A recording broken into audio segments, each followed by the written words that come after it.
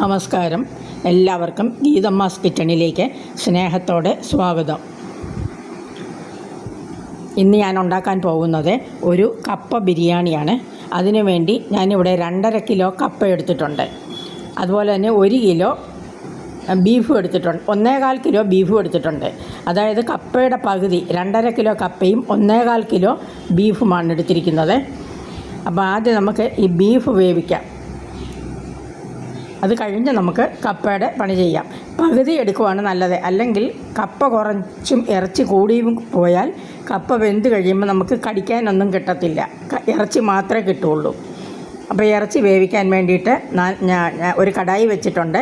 അതിനകത്തോട്ട് കുറച്ച് വെളിച്ചെണ്ണ ഒഴിച്ചിട്ട് നമുക്ക് ഉള്ളി സബോളയൊക്കെ വാട്ടിയെടുക്കാം. ഒരു 2 ടേബിൾ സ്പൂൺ വെളിച്ചെണ്ണ ഒഴിച്ചു.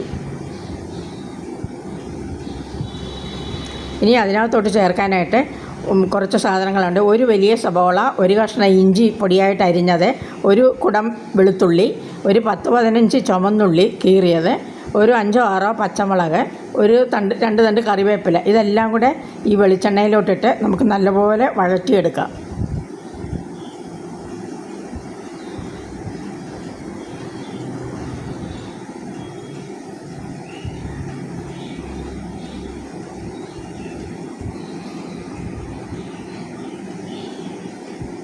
അത് നല്ലവണ്ണം നോക്കണം. അത് നല്ലവണ്ണം വഴന്നിട്ടുണ്ട്. ഇനി അതിനകത്തോട്ട് കുറച്ച് പൊടികൾ ചേർക്കാനുണ്ട്.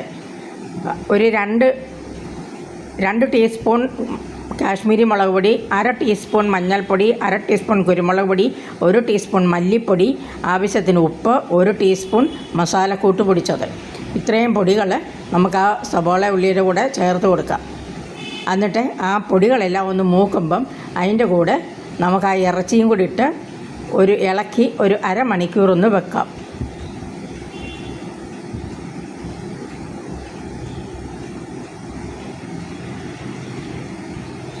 അരമണിക്കൂർ വെച്ച് ആ മസാലയെല്ലാം അതിൽ പിടിച്ച് കഴിയുമ്പം നമുക്കതൊരു കുക്കറിലിട്ട് വേവിക്കാൻ വെക്കാം.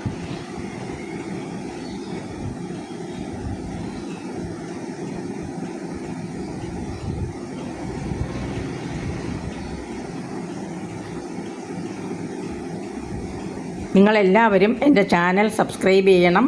അതുപോലെ തന്നെ കമൻ്റൊക്കെ ഇടണം. പിന്നെ ബെല്ലൈക്കൺ പ്രസ് ചെയ്ത് ഓൾ എന്ന ഓപ്ഷനും കൂടെ എനേബിൾ ചെയ്യണം.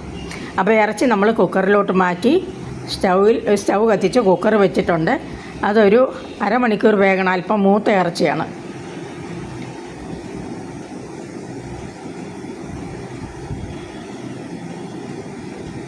ആ ഇറച്ചി സിമ്മിലിട്ട് ഇപ്പുറത്തെ അടുപ്പയിൽ വെച്ചിട്ടുണ്ട്. ആ സമയത്ത് കപ്പ ഞാനൊരു വലിയ കുക്കറിൽ ഇട്ട് വെച്ചിരിക്കുകയാണ്. കുക്കറാകുമ്പോൾ അടിവശമൊക്കെ നല്ല കട്ടിയുള്ളത് കൊണ്ട് അടിയിൽ പിടിക്കാതെ നമുക്ക് ഇളക്കിയെടുക്കാം, വേവിച്ചെടുക്കാം. അതുകൊണ്ടാണ് ഞാൻ ആ കുക്കർ തന്നെ എടുത്തത്. പക്ഷേ പ്രഷർ കുക്ക് ചെയ്യേണ്ട കാര്യമില്ല. ഒരു മൂടി വെച്ച് അടച്ച് വേവിച്ചാൽ മതി. കപ്പയ്ക്കകത്ത് ഞാനൊരല്പം മഞ്ഞൾപ്പൊടി മാത്രമേ ഇട്ടുള്ളൂ. ഉപ്പ് ഇപ്പോൾ ഇടരുത്. ഉപ്പ് കപ്പ ഒരു പകുതി വേവാകുമ്പോഴേ ഉപ്പിടാവൂ. ഇറച്ചി ഇവിടെ ഞാൻ സിമ്മിലിട്ട് വെച്ചിരിക്കുകയാണ്. ഇറച്ചി ഒരു അരമണിക്കൂർ ഇരിക്കട്ടെ. ആ സമയം കൊണ്ട് കപ്പ ഒന്ന് വേകട്ടെ. അപ്പോൾ കപ്പ നമുക്ക് മൂടി വെച്ച് ഒന്ന് വേവിച്ചെടുക്കാം.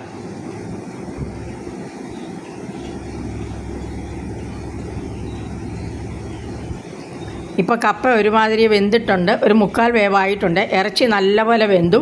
പക്ഷേ ഇറച്ചിക്കകത്ത് കുറേ ചാറൊക്കെ ഉണ്ട്, കുറേ വെള്ളമുണ്ട്. കണ്ടോ? ഇനി ഈ കപ്പ ഒരു 3/4 വേവായി. നമ്മൾ ഉപ്പൊക്കെ ഇട്ടു. ഇനി ആ കപ്പയ്ക്കകത്തുനിന്ന് ആ വെള്ളം ഊറ്റി കപ്പയൊന്ന് ഊറ്റിയെടുത്ത് അത് ഒരു കുറച്ച് സമയം കൂടെ ഈ ഇറച്ചിയുടെ കൂടെ ഇട്ട് ഒന്നുകൂടെ ഒന്ന് വേവിക്കണം. അപ്പോൾ ആ കപ്പയ്ക്കകത്തോട്ട് ആ ഇറച്ചി ഇട്ടിട്ടുണ്ട്. അപ്പോൾ ആ ഇറച്ചിയിലെ ആ നെയ്യും ഒക്കെ ആ കപ്പയിലോട്ട് പിടിച്ച് കപ്പയ്ക്ക് നല്ല ഒരു ടേസ്റ്റൊക്കെ വരട്ടെ.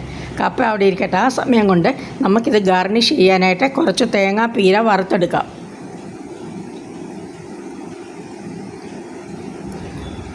അതിന് വേണ്ടി നമ്മൾ കുറച്ച് വെളിച്ചെണ്ണ ഒഴിച്ച് കൊടുക്കണേ.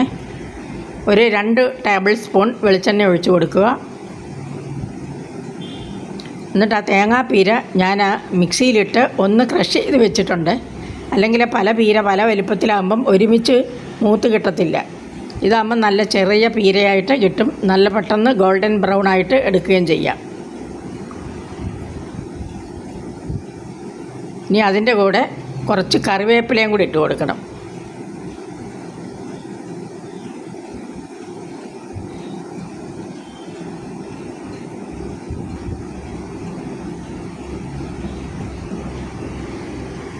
ഇപ്പോൾ കപ്പയും ഇറച്ചിയും എല്ലാം കൂടെ നല്ല മിക്സായി, എല്ലാം കൂടെ നല്ല കുഴച്ച് ഇളക്കി വെച്ചിട്ടുണ്ട്. കപ്പയൊക്കെ ആവശ്യത്തിന് വെന്തു, കുറച്ച് ഒത്തിരി ഉടഞ്ഞു പോകാതെ നല്ല കറക്റ്റ് പാകത്തിന് വെന്തു. നമ്മുടെ തേങ്ങായും ഒക്കെ വറുത്തത് നല്ല ഗോൾഡൻ കളറായി വന്നിട്ടുണ്ട്. ഇതാ കണ്ടോ. ഇനി അത് ഈ കപ്പയിലിട്ട് ഇളക്കിയാൽ മാത്രം മതി. ഇളക്കിയിട്ട് ലാസ്റ്റ് കുറച്ച് മല്ലിയിലയും കൂടെ ചേർക്കണം.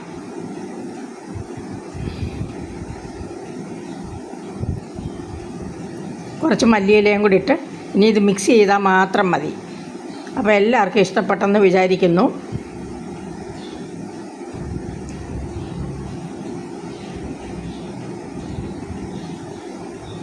അപ്പോൾ എല്ലാവരും സബ്സ്ക്രൈബ് ചെയ്യാൻ മറന്നു പോകരുത്.